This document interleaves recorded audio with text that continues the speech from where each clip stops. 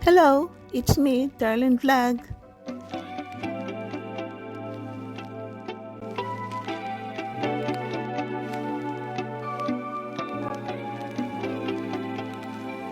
So, good morning mga katandims, ka-Team Kajomkar dito sa Team Kalingap. Kumusta na po kayo? Ito naman po si Darlene Vlog, nagbabalik sa pag-reaction. Meron tayong reaction na dalawang Kalingap Angel. Pero bago yan, siyempre shoutout mo natin si Kuya Val, si Ate na Vlog, si Kalingap Rap. Kasama natin dito sa Team Kalingap, ang mga charity vloggers, ambassador, deputy, siyempre ang mga kasamaan ko na reactor dito sa Karipa, Karaba. Shoutout po sa ibang team ng mga reactors, Kamari, Striker, Watchers, ano pa po, Team Views, ki ROJ, parang ganun po. Shoutout po sa inyo lahat. Siyempre shoutout sa Jomcar.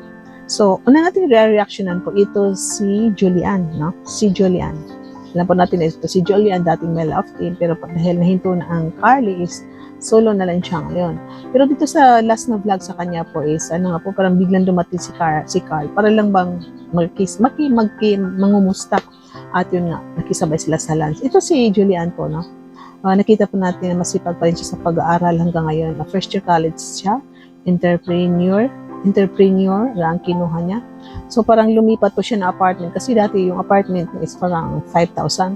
Ang naalala ko na sponsor is member ng Jomcar 23. Kung di ako nagkamali, please correct me if mali ako. Parang si Ma'am Selma, parang ganun. Or baka mali lang ako sa pagkimpandini ko. Please correct me kung mali po ako. At I don't know bakit lumipat po siya. No? Nakita po natin sa mga previous vlog din is lumipat siya ng apartment. So ito ngayon, diyan pa rin siya nakatira ngayon. So kasamang palad na itong apartment na, boarding house parang beach pleaser, mura lang. So diyan siya umuwi pagkatapos ng klase niya.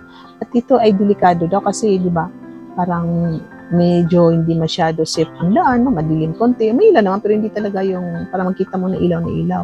So pag malakas ng ulan is nagbabaha.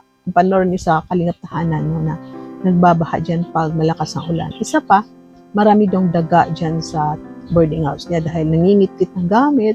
Kinakausap nga raw niya ang daga eh. Sabi niya kay Aya na, ano kinakasama daw? Sinasabi nga, wala naman silang magkit-kit. So, nangingit-kit ng gamit. At ito lang daga, kinit-kit daw niya ang wire na electric fan. Nakurinti nga rin si Julian dahil siguro madilim. So, abang isasaksak niya ata itong electric fan. Nahawakan niya ata ang nakit-kit o ano ba ang pagka nangyari is muntik na siya ma-disperse kasi yung nakurente. Pero yung kurente niya is parang nagulat lang siya na nasyaka. No? So, ito si Julian is naghahanap daw siya ng apartment kasi feel niya na hindi maganda dyan. So, yun nga sana, meron pa rin sumusuporta sa kanya, tuloy-tuloy nga. Sabi niya ni Ayan, kumusta yung magulang mo? Yung papa niya is namamasada pa rin ng jeep. Tapos, nagbibigay pa rin siya ng konti sa mama niya at kinumusta rin niya, Ayan, kumusta yung situation mo, at yung ginagawa din niya, yung binibigay rin ni Rabis, iniipon niya, yun daw binibayad niya sa tuition fee. Ito alang school niya ata is government, parang university ng diet or private, parang pagkakalam ko is university, so parang mura ata ang bayad dyan, no? Nakapasa siya, so dyan siya nag-aaral, so parang mura.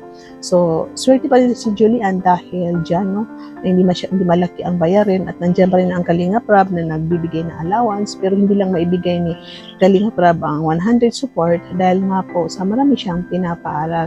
So sana itong mga nagmamahal sa Julian, Carly, kahit tapos na ang Carly, mabibigyan pa rin natin, no? Mas mabibigyan pa rin natin na kahit pakunti-kunti ito si Julian para tulong din po natin sa kanyang pag-aaral kahit sa allowance niya, no? Normal po na sa pag-aaral may mga thesis, mag-xerox, bibili ka talaga ng load kasi siyempre may mga online din na ginagawa connection sa pag-aaral. So sana tuloy-tuloy pa rin ang supportin niyo kay Julian. So I don't know kung maibabalik ba itong Carly, hindi po natin alam kasi kung maibalik ang Carly, may mga supporters na yung gumagawa ng team or group is may mga ambagan para sa kanilang sinusuportahan. So sana, para sa akin, kahit maibalik lang para support sa kanila, no?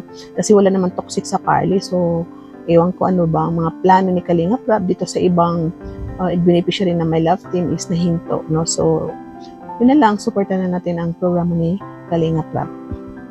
So mga katandims, ka-love teams, dito na naman tayo kay Ashley. Ito si Ashley, alam po na natin ang kwento sa buhay niya, no? Kung paano siya na-scout, at yun nga po, no? Parang na-partner din siya ito kay, sino ba to? Yung nursing din, no? Parang Lilo, wala na. Ito si Ashley, kung napansin natin, parang friends ko siya sa Facebook, pero hindi kami nag-uusap. Nakikita ko lang siya nagpo-post, pero matagal hindi ko siya nakita nag-post, no? Namatay ang lola niya, so bago lang namatay ang lolo niya, no? So parang nakita natin yung stress, ito si Ashley kasi very close siya sa kanyang grandparents dahil sila ang nagpalaki. So parang bit-bit pa rin niya yung sakit, no? Na hanggang ngayon is parang namimiss pa rin niya yung lola at lolo niya. At kung naalala po natin is naka-attend siya sa birthday ni sinong angel din, si Dara po. Si Dara ba yun? O before kay Dara, may nag-birthday. Sino po? Ay, si ano, na nag-birthday rin sino ngayon? Mga kalingap, si Viancy. No? Nag-birthday din si Viancy. Parang andoon po si Viancy nung nag-birthday siya. So ito nga, no, kung naalala po natin na mag-vlog si Ashley is parang bang nagsimula doon yung haka-haka, chismis, dahil nga po sa damit niya na maluwag na pinagchichismis siya na baka daw buntis. At yun na yung last na na-vlog siya, in-explain niya. Kaya daw ganun ang katawan niya dahil meron siyang karamdaman na PCOS. Alam po natin ang symptoms ng PCOS is ang iba is lumalaki ang katawan, yung iba ay nagkakatagihawat, yung iba sa monthly period ang problem. Ito kay Ashley naman is parang lumaki siya. Siyempre, lalaki yung biwang mo, lalaki ng puso mo. So parang yung mga ibang mga marites, chismoso is gumawa ng issue na baka daw buntis. So, mabuti kasi sinagot niya, no? At ito parang ilang taon na ata ito dinadala ni Ashley bago lang nalaman na meron pala siyang PCOS parang si Dara. Kung napansin pa natin si Dara, ito si Ashley, medyo lumaki-laki. At yun na nalaman natin na ganun nga po. Pero I don't know kasi hindi ko nasip kung sino ba yung vlog na napanood ko, sino ba yun, na parang bang sumagot din si Ashley. Parang umiiwas na siya ngayon kasi pinunta nila Ayan na hindi na siya nagpapakita, no? Pinunta ni David, ni Ayan, ni Neil, na parang umiiwas na sabi tulog, wala. So parang napuntahan nila pero hindi lumabas. Sabi daw na gising. Sabi na niya, ay napakigising. Ayaw niya talaga. Ayaw niya humarap kasi umiiwas. Pero yung vlog na nakita ko, hindi ko na-save. Iwan ko kasi sino. Hinahanap ko sa history ko na makita. Parang ang to kasabi niya na umiiwas siya kasi para bang masama ang loob niya. I don't know kay sino. Kay sino ba? Sa Kalingap Angel ba? Or kasamahan? I don't know, wala siyang nabanggit. Na masama ang loob niya kasi dapat maintindihan siya pero ginagawa siya ng issue dito sa mga kasamahan o sino ba na para yun nga daw buntis. So, para sa akin, naintindihan ko rin si Ashley. So, para siguro, iwas na lang. So, siguro mas ginusto niya umiwas, manahimik kaysa magpa-vlog, tapos may mga event pupunta doon, pero masama ang loob niya. Mahirap kasi mag-fake ka lang, ngiti-ngiti ka sa mga tao, tapos galit ka sa kanila, masama ang loob mo. So, ang gawin mo na lang is umiwas. So, naintindihan din natin si Ashley. So, yan, natapos ang vlog na si Ashley is hindi nagpakita. So, I'm sure na ito si Ashley is baka nami-miss din itong Keyboys, I mean, sa Kalingap Tahanan na ma-vlog siya. Baka nami-miss din, nakikita niyang Kalingap, pero dahil umiiwas na lang siya sa gulo, umiiwas na siya na may masabi, dahil nga, yun nga yung mga ginagawan siya ng kwento. So sana sa atin yung mga kasamahan na mahirap kasi mag-judge na hindi natin alam ang kwento. Tumaba lang tayo, iba na nasasabi. So talagang na yan, sakit na yan ng mga Pilipino na pag may managbago sa katawan na tumayat, mapupuna. Bakit siya pumayat? Baka may cancer. Bakit siya tumaba? Baka buntis. Hindi natin alam. Kaya siya pumayat kasi nag-diet. Kaya siya tumaba dahil malakas kumain or may mga karamdaman, iba-iba po, no? So, mahirap po, wala pa tayo sa kanilang katayuan. So, ang gagawin na lang natin is umiwas. I mean, tayo na, victim sa mga chismis, iwas na lang tayo kasi makasagot pa tayo na makasabi tayo ng hindi rin maganda sa kapwa natin. So, tayo rin ng mga chismoso. Siguro, bawas-bawasan natin nakakamaritis kasi nakakasakit na po tayo. So, siguro, ang mata na lang natin ang magsalita. Kung may nakita tayo, yung mata na lang natin ang sasagot. Yung isipan na lang natin kung hindi tayo makapagpigil sa kakamaritis. Yung mata na lang natin, tapos yung isip na lang natin ang sasagot sa ating mga katanungan. Huwag na lang natin iabot, ipasa, tapos magchismisan, baka ano. Kasi hindi po natin alam ang pinagdadaanan ng mga tao ngayon, lalo na ngayon na lumalala ang psychological problem dito sa mundo. No? Maraming tinatapos nilang kanilang buhay, kung ano-anong klase, no?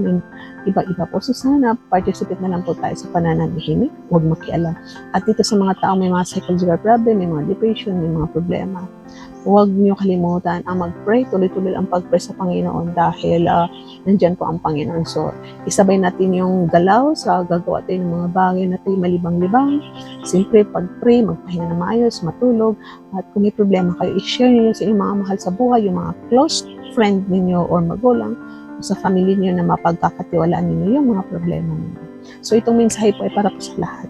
So dyan lang po nagtatapos sa reactions for today. Shoutout po sa inyo lahat. Thank you sa panonood. Paki-like ang video, paki-subscribe at please click the notifications para makatanggap kayo ng not every time na mayroon tayong upload. So shoutout sa Jumcar community, Jumcar fans for life, solid Jumcar supporters, marathoners, at yung sumusuporta sa Landing Patrick Level. Shoutout po sa inyo lahat.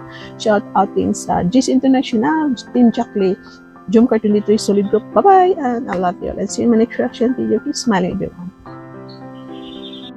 Mga kalingap, suportahan natin Darlen Vlogs YouTube channel. Please subscribe. Mga karaba, mga kalingap, mga ka-Jomcar atin ang samahan. Reactor na maaasahan, siya si Darlen Vlogs. Sa kalingap, radyo balitaan, atin siyang nasisilayan. Mabuti na kaibigan, solidong kalingap yan. Siya ay matulungin sa kapwa, mga reaksyon niya'y kahanga-hanga. Siya si Darlen Vlog, samahan natin. Mga kalingap, halikan at samahan natin siya. Darlen Vlog sa kanyang channel, samahan natin siya. Mahusay na reactor kasama sa balitaan, lalong-lalo na sa Jomcar kanyang sinuportahan. Mga kalingap, suportahan natin Darlen Vlogs, Karaba, Kalingap Reactors, Kalingap Radyo Balitaan. Please subscribe Darlen Vlog. Mga karaba, mga kalingap,